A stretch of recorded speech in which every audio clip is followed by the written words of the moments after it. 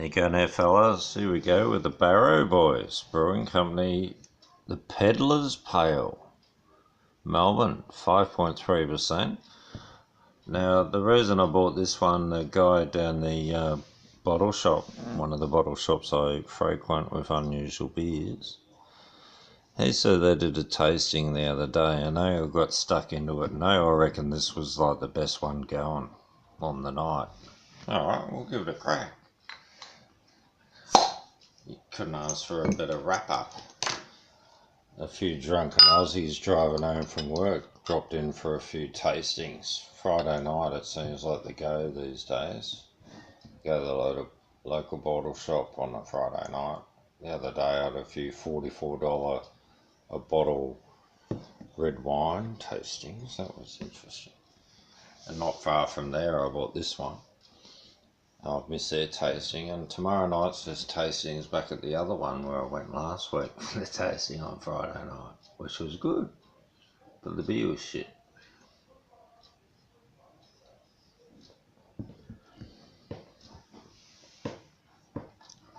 Well, I'll tell you what I reckon about this one. 5.3. It's got a bit of flavour. It's the late hopping. It's got this tropical fruit sort of finish. Nice aroma off the nose. But for mine, it's pretty good, but it's sort of like, it's just like missing a little kick for some reason. Yeah, it's not bad. Tastes like a West Coast IPA, to tell you the truth. Or a West Coast Pale Ale. American Pale Ale. That's pretty much it. They're copying it. They're using the same hops. They're doing the late hopping. It's all about the hops these days. And I keep telling you I like the fucking multi beers. The double malts. The Doppio Molto. Anyway, I still can't buy my favourite beer in Australia, which I reckon is a Southern Netherlands beer. Southern Holland, if you want to call it Holland. And it's a little brewery. And it's a local family-owned brewery. It's just been bought out by Heineken. It was bought out when we were there. And they've just put it on tap everywhere down south, and it's just a deluxe. They're Doppio Molto. I think they call it something else in Holland. I'm pretty fucking sure. It is deluxe. It is really bloody good. About 6.5%, and it's just delicious. You can drink them all day. And their name is, I think it's Brand. Brand? Yeah, it's a good brand. It's a beauty. Well, the Barrow Boys, they got this going alright. I won't take it away from them. Now I've been drinking the 7.2% beers tonight, so dropping down to a 5.3. It's a bit weird. But it's alright. I'm ready to go to bed, so a couple of quiet, lighter beers, that'll do me. The Pedlar, how's he? The scammer. I tell you what, in Paris we saw shitloads of peddlers. They got this scam going, the oldest scam in the book, and people are walking up and they're doing those little things with the 3 cups. Have you seen that one? The 3 cups where there's a ball. Yeah, it's a beauty, isn't it? And they got the magnet in the cup, I think it is, and the ball gets sucked up, and they can let the magnet off on the other one and drop it onto another one. Someone told me that. The other one, they're just real quick with their hands. But they had friends stopping over and fucking playing the game and winning. And the punters, the travellers, the tourists, they were watching and they were getting involved and they were losing their dough.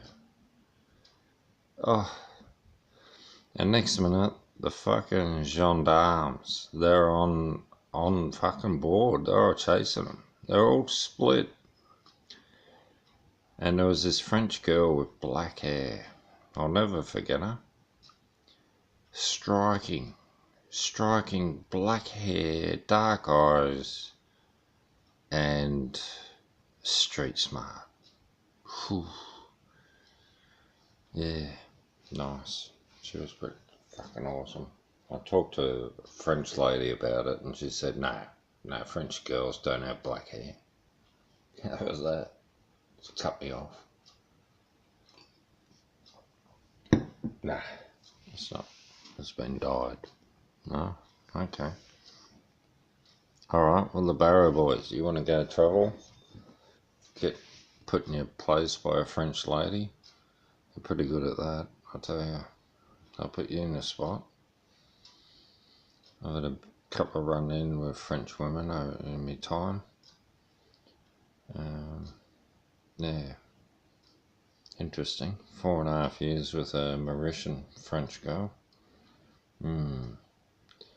Speaking a bit of Creole and dancing, the Creole music, that was pretty good. And the curries and all the food, you know, the garlic breads with the châtenay and chicken curries and, oh yeah, beautiful food. Mauritian people are I think they're really good people.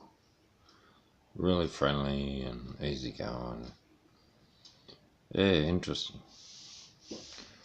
Yeah, I've had a few, I don't know, a few little influences from different cultures over the years. Japan, learning Japanese for 4 years and been in Japan. And a few of the girlfriends from around, the 50 odd countries I've been to. Yeah, learning a bit of Spanish and a bit of Italian and Thai, Dutch, all the languages out there. There's quite a few. And then you move on and learn another one. When it comes down to it, it's all the international language. That's what matters. Sign language. You touch them on the fun button, and what happens? It's just fucking whatever happens. International language. Alright, fellas. I'm ready to get stuck into the property for a year or two. Get a bit of a garden happening.